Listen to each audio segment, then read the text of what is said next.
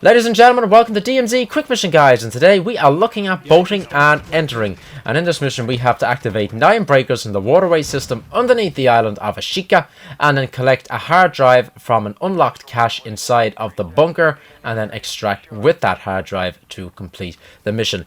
Now this one is a royal pain to not only explain, but to also do, because of where the breakers are located. So I have come up with this little map with everything numbered for you, which will give you a general idea of the direction you are going. Obviously it is not perfect, however we do have some nice instructions that will accompany the numbers in the hopes of making your life a little easier. So you can start from anywhere in the area that you want. You can start over at the farms, you can start at the beach club, or you can start at the port and work your way in. You do have time to do this solo. I would suggest not having a heavy gun. Don't be having an LMG out or a heavy assault rifle. Have like a submachine gun if you can, and that way you can run it in 3 minutes without a problem, and it gives you a little bit of margin of error time as well.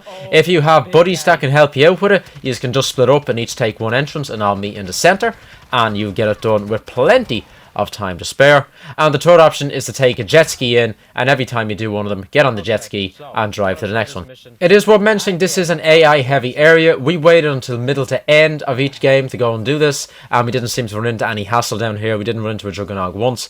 If you go down at the start of the game, be prepared to fight a lot of AI, including the jugs, so just plan your approach carefully. Now, the first breaker that we're going to come up upon is on the left hand side of the port entrance, and it is opposite the ammo dump. For point of reference, you can see it on the mini map displayed there in the screenshot, and we will activate that.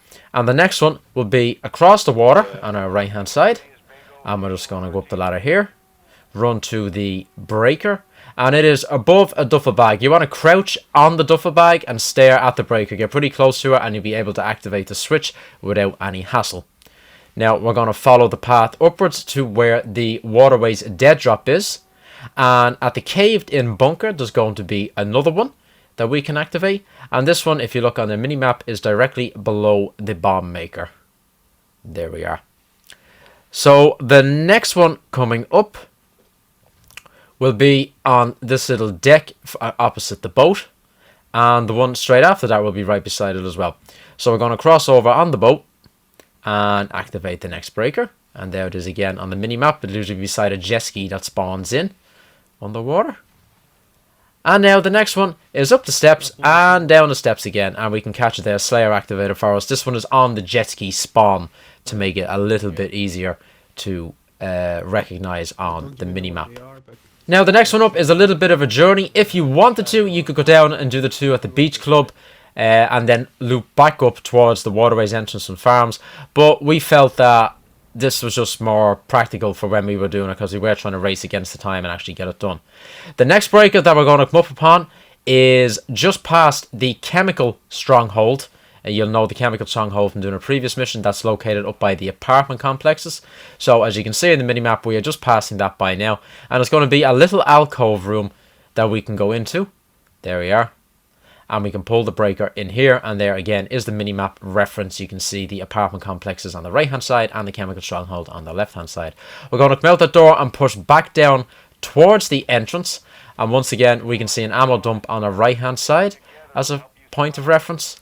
I'm going to say that a lot, Andy. That word's going to be in your head. You'll be saying it without even realising you're saying it.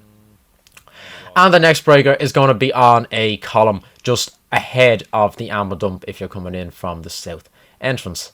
Now that is it for down this end. Next we have to run back down to the beach club entrance, where there was going to be 2 more breakers to activate down there.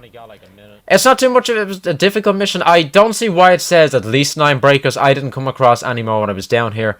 It would have been quite handy had they put in, say, 12 or 13 so that you could miss 1 or 2, or at least not have to run everywhere, but it is what it is. I know the guys are with me doing this video, but again, you can do this solo, and especially if you go down late in the game, the AI should be gone out of here. I promise you, we did not clear these guys out.